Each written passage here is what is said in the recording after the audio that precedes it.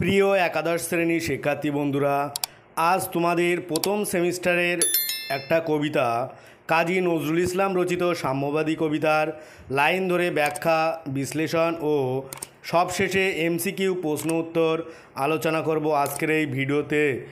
ভিডিওটি না টেনে শেষ পর্যন্ত দেখার অনুরোধ রইল সকলকেই, তাতে কিন্তু তোমাদেরই লাভ হবে। যারা টেনে টেনে দেখবে তাদের কিন্তু মূল বিষয়গুলোই এড়িয়ে যাবে। আর যারা আমার চ্যানেলে নতুন তারা অবশ্যই চ্যানেলটি সাবস্ক্রাইব করো, পরবর্তীতে যাতে সবার আগে ভিডিও পেতে পারো। আর যারা চ্যানেলটি সাবস্ক্রাইব করেছে তাদেরকে অনেক অনেক ধন্যবাদ। এবার আসবো কবিতার লাইন ধরে ব্যাখ্যা ও বিশ্লেষণে। গাহি সাম্যের গান, যেখানে আসিয়া এক হয়ে গেছে সব বাধা ব্যবধান, যেখানে মিশেছে হিন্দু, বৌদ্ধ, মুসলিম, খ্রিস্টান। এখানে কবি সাম্যের গান গাইছেন। কবির সাম্য ভাবনার কাছে এসে মানুষে মানুষে সমস্ত বিভেদ মুছে গেছে। সেখানে এসে এক হয়েছে হিন্দু, বৌদ্ধ, মুসলিম আর খ্রিস্টান। তারপরে চরণে কি বলছে? গাই সাম্যের গান, কে তুমি পার্সি, জৈন, ইহুদি, সাঁওতাল, ভিল, গারো, কনফুসিয়াস, চারবাক, চেলা, বলে যাও বলো আরও, বন্ধু যা খুশি হও। এখানে বলছে পাঠকের কাছে কবির প্রশ্ন, তিনি কে, কি তার পরিচয়? তিনি কি পার্সি, জৈন, ইহুদি, সাঁওতাল, ভিল বা গারো, নাকি তিনি কনফুসিয়াস, নাকি চারবাকপন্থী, নাস্তিক? আরও কিছু থাকলে তাও বলতে পারেন, তিনি যা খুশি হতে পারেন। তারপরে আসবো পরের চরণ। পেটে পিঠে কাঁধে মগজে যা খুশি পুঁথি ও কেতাব বও, কোরআন, পুরাণ, বেদ, বেদান্ত, বাইবেল, ত্রিপিটক, জেন্দাবেস্তা, গ্রন্থ সাহেব, পড়ে যাও যত শখ। এখানে কবি বলছেন পেটে পিঠে কাঁধে বা মগজে যা খুশি ধর্মগ্রন্থ বহন করতে পারেন, যে কোনো ধর্মগ্রন্থ পড়তে পারেন যত খুশি। তারপরে চরণ, কিন্তু কেন এ পণ্ডশ্রম, মগজে হানিচ শুল, দোকানে কেন এ দর কষাকষি, পথে ফোটে তাজা ফুল। কবি বলছে কিন্তু ধর্মগ্রন্থ পাঠ করাকে কবি পণ্ডশ্রম মনে করেন। ধর্মগ্রন্থ পাঠ করা মানে মগজে শুল হানার মতোই। পথের পাশে তাজা ফুল ফুটে থাকতে দোকানে গিয়ে ফুলের জন্য দর কষাকষি করাকে বোকামি ছাড়া আর কিছু কি বলা যায়? এটাই কবি এখানে বোঝাতে চেয়েছেন। তারপরে আসবো পরের চরণ। তোমাতে রয়েছে সকল কেতাব, সকল কালের জ্ঞান, সকল শাস্ত্র খুঁজে পাবে সখা, খুলে দেখ নিজ প্রাণ। তোমাতে রয়েছে সকল ধর্ম, সকল যুগাবতার, তোমার হৃদয় বিশ্ব দেউল সকল দেবতার। কেন খুঁজে ফেরো দেবতা ঠাকুর, মৃত পুঁথি কঙ্কালে, হাসিছেন তিনি অমৃত হিয়ার নিবৃত অন্তরালে। এখানে কবি বলছেন মানুষের মধ্যে রয়েছে সকল ধর্মগ্রন্থ, চিরকালের চিরন্তন জ্ঞান। তাই মানুষের প্রাণের মধ্যে আছে সব শাস্ত্রের সার কথা। সব ধর্ম, সকল অবতার মানুষের মধ্যেই আছে। মানুষের হৃদয় মন্দিরই হলো সকল দেবতার পবিত্র বাসভূমি। তাই মৃত ধর্মগ্রন্থের কঙ্কালের মধ্যে দেবতাকে অন্বেষণ করার মতো মূর্খামি আর নেই। দেবতাকে ধর্মগ্রন্থে খুঁজতে গেলে স্বয়ং দেবতাই মানব হৃদয়ের অন্তরালে থেকে মুচকি হাসবেন। তারপরে আসবো পরের চরণ।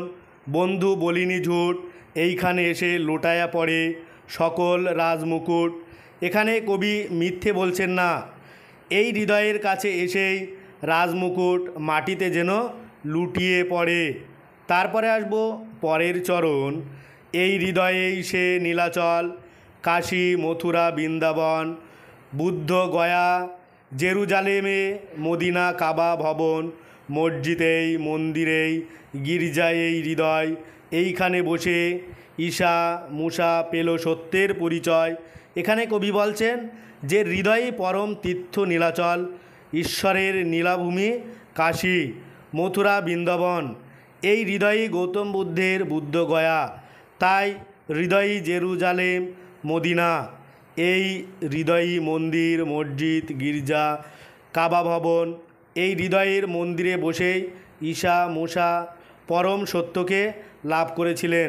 তাই বলছে কোনো ধর্মস্থানে না গিয়ে হৃদয়ের মধ্যেই সব কিছুই খোঁজ করতে পারো। তারপরে আসবো পরচরণ। এই রণভূমে বাঁশির কিশোর গাহিলেন মহাগীতা।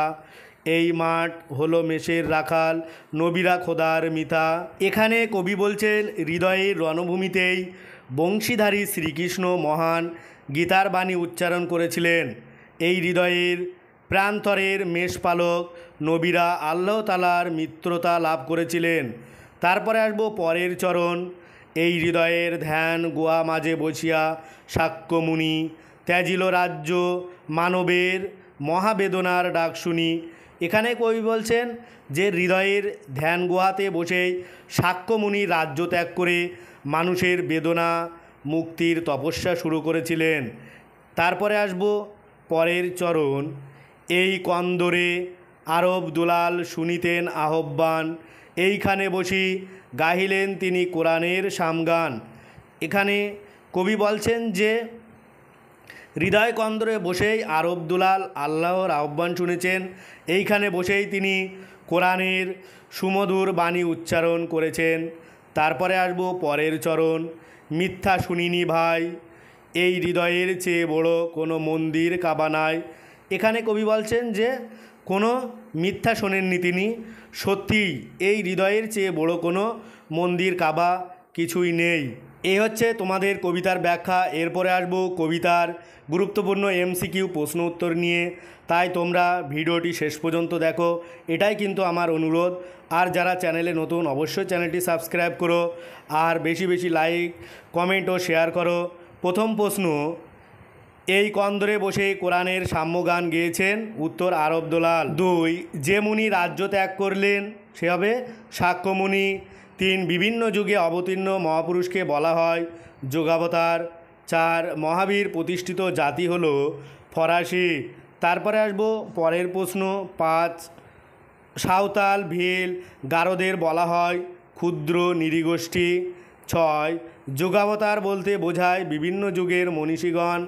7, ত্রিপিটক যাদের ধর্মগ্রন্থ বৌদ্ধদের। 8, চক্রবাক কাব্যটি লিখেছেন কাজী নজরুল ইসলাম। তারপরে আসবো 9, কবি লেটো গানে দলের জন্য রচনা করেন পালা গান। 10, এই মাঠে বসে খোদার মিতা হলেন নবীরা। 11, চার্বক মুনি ছিলেন দার্শনিক। 12, বাঁশির কিশোর মহাগীতা গাইলেন রণভূমে। তারপরে আসবো 13, মহাগীতা গাইলেন রাখাল বালক। 14, সাম্যের গান বলতে বোঝানো হয়েছে সমতার গান। 15, জেন্দা একটি ভাষা। 16, মৃত পুঁথি কঙ্কাল কথাটি দ্বারা বোঝানো হয়েছে উত্তর পুরনো ধ্যান ধারণা। তারপরে আসবো পরের প্রশ্ন। 17, নজরুল সৃষ্টিশীল সত্তার অধিকারী হয়ে ওঠেন লেটোর দলে যোগ দেওয়ার পর। 18, প্রথম বিশ্বযুদ্ধ শুরু হয় 1914 সালে। 19, 1920 সালে বাঙালি পল্টন ভেঙে দিলে নজরুল আসেন কলকাতায়। 20, বিদ্রোহী কবিতা যে পত্রিকায় প্রকাশিত হয় সাপ্তাহিক বিজলি। 21, কাজী নজরুল ইসলাম জন্মগ্রহণ করেন 1899 খ্রিস্টাব্দে। 22, 1960 সালে নজরুল যে সম্মাননায় ভূষিত হন পদ্মভূষণ। 23, নজরুল 1 বছর শিক্ষকতা করেন গ্রামের মক্তবে। 24, নজরুল কলকাতায় এসে সাহিত্যচর্চায় মন দেন। আর 25, বিদ্রোহী কবিতাটি প্রকাশের পর নজরুল পরিচিত লাভ করেন বিদ্রোহী কবি নামে। 26, বাঙালি পল্টনে নজরুল যোগ দিয়েছিলেন সৈনিক হিসাবে। 27, শাক্যমুনি রাজ্য ত্যাগ করেছিলেন বেদনার ডাক শুনে। তারপরে আসবো 28, নীলাচলে ক্ষেত্রে যা প্রযোজ্য জগন্নাথ ক্ষেত্র। 29, পারস্যের অগ্নি উপাসকদের ধর্মগ্রন্থের নাম আবেস্তা। 30, বাঁশির কিশোর হলেন শ্রীকৃষ্ণ। আর 31, হিন্দু মুসলিম খ্রিস্টান এক হয়ে গেছে সাম্যের স্থানে। 32, মানবের মহাবেদনার ডাক শুনে রাজ্য ত্যাগ করেন শাক্যমুনি।